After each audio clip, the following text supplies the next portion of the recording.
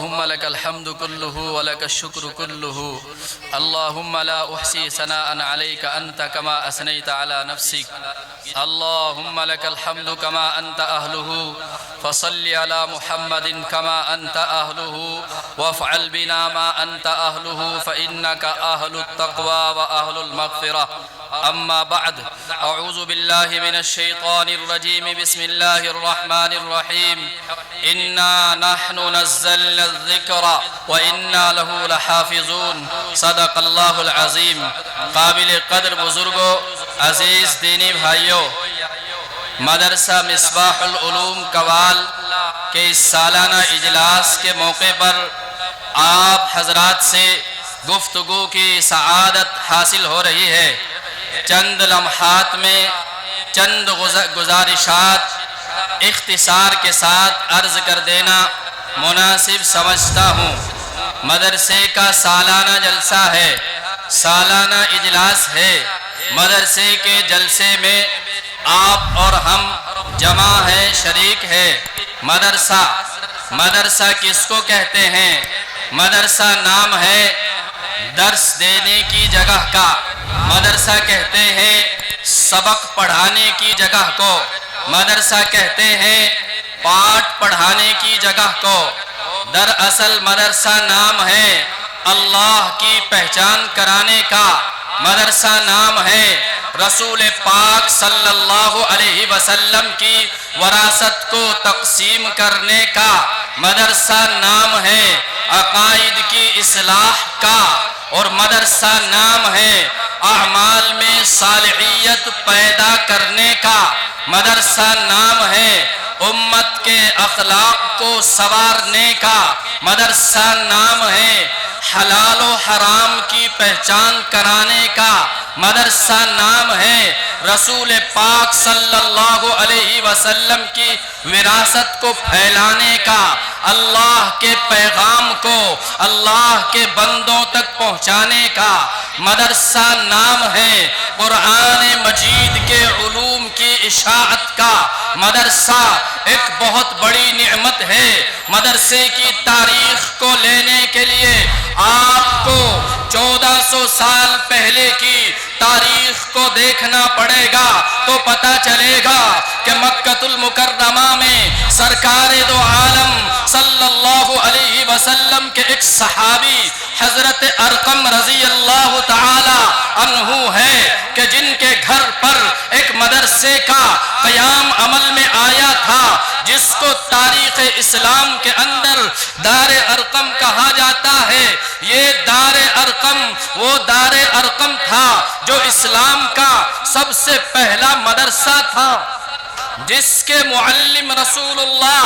اور جس کا نصاب کتاب اللہ اور جس کے متعلم صحابہ کرام رضوان اللہ تھے، جس نے دنیا کے اندھیروں میں اور زندگی کی تاریکیوں میں نور کی کرن بن کر اجالا بانٹنے کا تاریخی کارنامہ انجام دیا اور امت کے ہر تقاضے پر لبیک کہا۔ سماجی و معاشرتی، تہذیبی و ثقافتی، تمدنی و اخلاقی ہر اعتبار سے ایثار و قربانی کا بے نظیر مظاہرہ پیش کیا ہے۔ یہ مدرسہ مکہ المکرمہ سے چلا تھا، وہاں سے مدینہ المنورہ میں منتقل ہوا اور رفتہ رفتہ چہردانگ عالم میں پھیل گیا۔ الحمدللہ آج اسی دار ارقم سے منسلک اور اسی اصحاب صفہ سے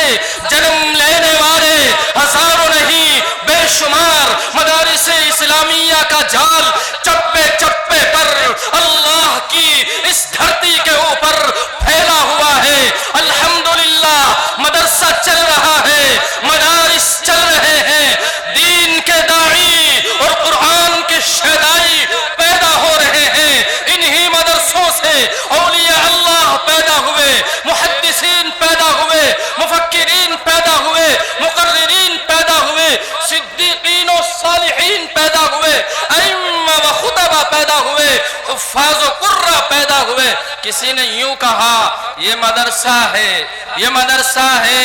کوئی میں کدا نہیں ساقی، یہ مدرسہ ہے کوئی میں کدا نہیں ساقی، یہاں کی خاک سے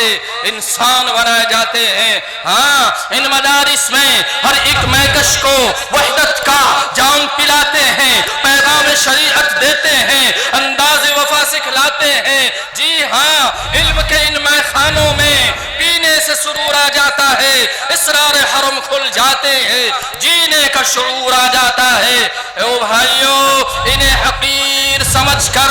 نہ گل کرو یارو، انہیں حقیر سمجھ کر نہ گل کرو یارو، یہی چراغ جلیں گے تو روشنی ہوگی۔ اور ہمیں آگے بڑھ کر کہنے دو کہ امام اعظم ابو حنیفہ کی فقاہت اور امام مالک کی عظمت، امام شافعی کا تقوی، امام احمد ابن حنبل کا استقلال مدرسے کے دم سے ہے، اور سعید ابن جبیر دین کی خاطر تخت دار پر چڑھ گئے، اور امام غزالی نے حق و صداقت کا پرچم بادشاہوں کے سامنے بلند کیا، اور علامہ ابن تیمیہ کا جنازہ جیل سے اٹھا، اور امام رازی نے تفسیر لکھی، اور مجدد الف ثانی نے جہانگیر کے دربار میں حق کا پرچم بلند کیا۔ الامام شاہ ولی اللہ کے انگوٹھے کاٹے گئے لیکن وہ حق پر جمے رہے، ڈٹے رہے، یہ مدرسے کی دین ہے۔ ہاں عطاء اللہ شاہ کی خطابت اور مفتی کفایت اللہ کے فتوے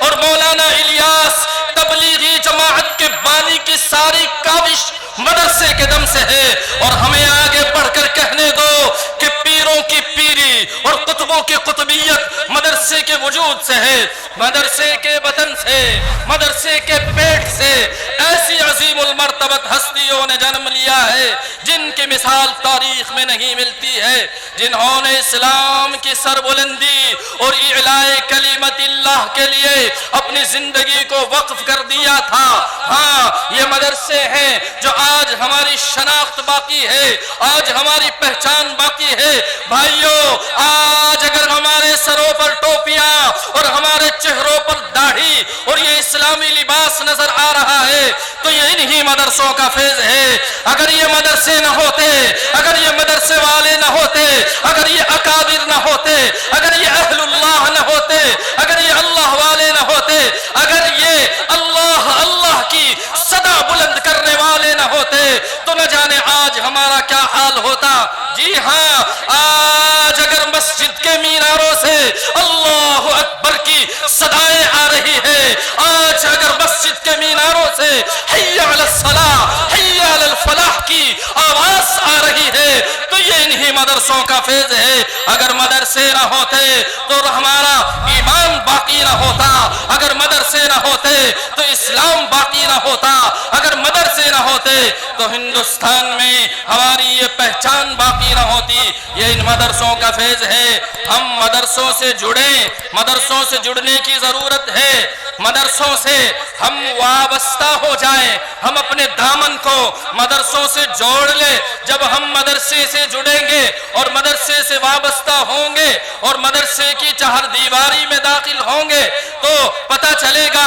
مدرسے کی چہر دیواری میں کیا پیغام دیا جاتا ہے، کیا تعلیم دی جاتی ہے، کیا سبق پڑھایا جاتا ہے، کیا پاٹھ پڑھایا جاتا ہے، پتہ چلے گا۔ یہاں تو رسول اللہ کی سیرت سکھائی جا رہی ہے، رسول اللہ کے کیریکٹر کو بتلایا جا رہا ہے، ہاں رسول اللہ کی زندگی کی نقل و حرکت کو واضح کیا جا رہا ہے۔ تو پتہ چلتا ہے کہ قول رسول، فعل رسول، عمل رسول، اخلاق رسول اور کردار رسول کو، رسول کے زہد و ورع، علم و حکمت کو اور سخاوت و شجاعت کو اور فہم و فراست کو، جود و سخا کو، بندہ نوازی کو، غریب پروری کو، انوارات و برکات کو اور معجزات و مبشرات کو، غزوات و فتوحات کو، جلوت کو، خلوت کو، سیرت کو، صورت کو، سنت کو، شریعت کو سمیٹ کر امت کے حوالے کرنے کے لیے اور پیغمبر کی سیرت کے حسن و جمال کو، شباب و کمال کو، آقا کے چہرے کی لمحانیت کو، نورانیت کو، حشاشت کو، بشاشت کو، جسامت کو، قدامت کو امت کے سامنے بیان کرتے ہیں یہ مدرسے والے ہی تو ہے جنہوں نے رسول اللہ کی زندگی کی نقل و حرکت کو، آپ کی سیرت کو امت کے سامنے بیان کیا ہے اور بتایا ہے اس کائنات میں ایک ذات ایسی گزری ہے جس کی کوئی مثال نہیں، جس کی کوئی نظیر نہیں، اور وہ ذات حضرت محمد الرسول اللہ صلی اللہ علیہ وسلم کی ذات اقدس ہے جس نے 23 برس میں بیک وقت وہ کارہائے نمایاں انجام دیے ہیں جنہیں آج ہزاروں آدمی انجام نہیں دے سکتے۔ وہی ایک ذات ہے جو امامت کے فرائض انجام دیتی ہے، وہی ایک ذات ہے جو خطابت کے فرائض انجام دیتی ہے، وہی ایک ذات ہے جو تجارت کے اصول سمجھاتی ہے، وہی ایک ذات ہے جو خوشی اور غمی کے اصول بتلاتی ہے، وہی ایک ذات ہے جو قاضی القضات کا عہدہ سنبھالے ہوئے ہے، وہی ایک ذات ہے جو دشمنان اسلام سے سلوک رکھنا سکھلاتی ہے، وہی ایک ذات ہے جو زندگی کے ہر شعبے میں ہر موڑ پر رہنمائی کرتی ہے۔ اس لیے ہم کہنا چاہتے ہیں اگر امام ہو تو پیغمبر صلی اللہ علیہ وسلم کی امامت سامنے رکھو، خطیب ہو تو پیغمبر کی خطابت سامنے رکھو، تاجر ہو تو پیغمبر کی تجارت سامنے رکھو، قاضی و جسٹس ہو تو نبوت کا فیصلہ سامنے رکھو، مسافر ہو تو پیغمبر کا سفر سامنے رکھو، مجاہد ہو تو پیغمبر کا جہاد سامنے رکھو، اگر استاد ہو تو پیغمبر کا درس سامنے رکھو۔ دنیا کا ہر فرد آئے اور جس کو جو موضوع ملے سامنے رکھ دو، واللہ العظیم آمینہ کا در یتیم ہر ایک شخص کو، ہر ایک فرد کو ایک اسوہ دیتا ہے، ایک اسوہ حسنہ دیتا ہے، اور یہ میں نہیں کہتا، یہ تو اللہ کا قرآن کہتا ہے لَقَدْ كَانَ لَكُمْ فِي رَسُولِ اللَّهِ أُسْوَةٌ حَسَنَةٌ۔ تمہارے لیے رسول اللہ صلی اللہ علیہ وسلم کو بہترین نمونہ بنا کے بھیجا گیا ہے۔ لیکن آج میری اور آپ کی عبادت میں وہ نمونہ غائب ہے، آج میری اور آپ کی تجارت میں وہ نمونہ غائب ہے، تبلیغ میں وہ نمونہ غائب، نماز میں وہ نمونہ غائب، سفر میں وہ نمونہ غائب، شادی میں وہ نمونہ غائب، خوشی اور غمی میں وہ نمونہ غائب، تجارت میں، معیشت میں، معیت میں وہ نمونہ غائب ہے، اور عبادت میں وہ نمونہ غائب ہے، احکام میں، حکام و محکوم میں وہ نمونہ غائب، افراد میں وہ نمونہ غائب، اور اتحاد میں وہ نمونہ غائب، گھر میں وہ نمونہ غائب، مسجد میں وہ نمونہ غائب، بازار میں وہ نمونہ غائب، بڑوں میں وہ نمونہ غائب، چھوٹوں میں وہ نمونہ غائب، نوجوانوں میں وہ نمونہ غائب۔ جس نمونے کو کرۂ ارض پر پھیلانے کے لیے محمد الرسول اللہ صلی اللہ علیہ وسلم کی ذات آئی ہے، لَقَدْ كَانَ لَكُمْ فِي رَسُولِ اللَّهِ أُسْوَةٌ حَسَنَةٌ۔ جی ہاں بھائیو، رسول کی ذات میں، رسول کی صفات میں، رسول کی شخصیت میں، رسول کی رسالت میں، رسول کی خلافت میں، رسول کی قیادت میں، رسول کی سیادت میں، رسول کی سیاست میں، رسول کی تجارت میں، رسول کی معیشت میں، رسول کی معیت میں، رسول کی عبادت میں، رسول کی عبدیت میں، رسول کی عبودیت میں، خلوت میں، جلوت میں، محبت میں، نفرت میں، رحمت میں، شفقت میں، رفتار میں، گفتار میں، اور آقا کے لیل و نہار میں، رسول اللہ کی ذات میں، صفات میں، اور حیات کے ایک ایک لمحے میں بہترین نمونہ ہے۔ قرآن کہہ رہا ہے لَقَدْ كَانَ لَكُمْ فِي رَسُولِ اللَّهِ أُسْوَةٌ حَسَنَةٌ۔ سر سے لے کر پاؤں تک تنویر ہی تنویر ہے، منہ سے بولتا جیسے وہ قرآن کی تقریر ہے، اور حسن مصطفیٰ کو دیکھ کر سوچتی ہے یہ دنیا وہ مصور کیسا ہوگا جس کی یہ تصویر ہے۔ چہرہ ہے کہ انوار دو عالم کا صحیفہ، آنکھیں ہیں کہ بحرین تقدس کی نگی، پلکیں ہیں کہ کوشین شب قدر کھلی ہے، زلفیں ہیں کہ واللیل کے بکھرے ہوئے سائے، اور محمد کے دانت جیسا کہ شبنم کے تراشے، جیسے یاقوت کی وادی میں چہکتے ہوئے ہیرے، اور محمد کی باتیں جیسا کہ طوبہ میں چٹکتی ہوئی کلیاں، اور محمد کے خطبے جیسے سامن کے امٹتے ہوئے دریا، صلی اللہ علی النبی الامی وسلم۔ اور کیوں نہ ہو، کیونکہ ہمارے آقا ایسے مطہر و معطر و مصفہ و مجلہ و در اعلیٰ، جن کے قدموں کی چمک چاند ستاروں میں نظر آئے، جدھر سے ہمارے آقا گزر جائے وہی راہ چمک جائے، دمک جائے، مہک جائے، اور بنے رونق گلزار۔ اے ادیبو، اب یوں ہی الفاظ کے انبار میں ہم ڈوب کے رہ جائیں، لیکن حق زنا گوئی عطا پھر بھی نہ کر پائیں، کیونکہ ان کی مدحت تو ملائک کا وظیفہ ہے، صحابہ کا طریقہ ہے، عبادت کا سلیقہ ہے، رب کا پسندیدہ ہے، اور قرآن کا ہے اس میں شعار، عشق نبی کے رنگ میں رنگ جاؤ میرے یار، وَرَفَعْنَا لَكَ ذِكْرَكَ۔ ایسی بلند و بالا شخصیت، لیکن میرے محبوب کے امتیوں، ہم کلمہ نبی کا پڑھ کر، نام نبی کا لے کر پیروی غیروں کی کرتے ہیں، تجارت ہماری غیروں کی طرح، شادی غیروں کی طرح، رہن سہن، طور و طریق، بود و باش، چہرے اور مہرے غیروں کی طرح، طرز تکلم، سلام و کلام، پیغام و پیام، عزت و احترام، اور مسلمانوں کے القاب و نام غیروں کی طرح، حالانکہ قرآن کہہ رہا ہے لَقَدْ كَانَ لَكُمْ فِي رَسُولِ اللَّهِ أُسْوَةٌ حَسَنَةٌ، تمہارے لیے اللہ کے رسول کو بہترین نمونہ بنا کے بھیجا گیا ہے۔ اس لیے ہمیں ضرورت ہے کہ ہم رسول اللہ کی ذات کو، آپ کی زندگی کو اپنے لیے نمونہ بنائیں، اسوہ بنائیں، آپ کے نقش قدم پر ہم چلیں۔ آج ہم کہتے تو ہیں لیکن غلطی خود ہماری ہے، ہم نے رسول اللہ کی سنتوں کو چھوڑ دیا، اللہ کے حکموں سے ہم نے منہ موڑ لیا ہے۔ آج ہم کہتے ہیں حالات ٹھیک نہیں ہے، حالات خراب ہے، لیکن ہم اس پر بھی غور کریں کہ حالات کیوں ٹھیک نہیں ہے۔ ہم اپنے اعمال کا جائزہ لیں، ہم اپنے آپ کو دیکھیں، اپنی زندگی پر ہم نظر ڈالیں۔ جب ہم اپنے اعمال کا جائزہ لیں گے، اپنے گریبان میں جھانکیں گے، اپنے آپ کو دیکھیں گے، تو پتہ چلے گا ہمارے اعمال اچھے نہیں ہیں، لہذا اسی کے اثرات ہماری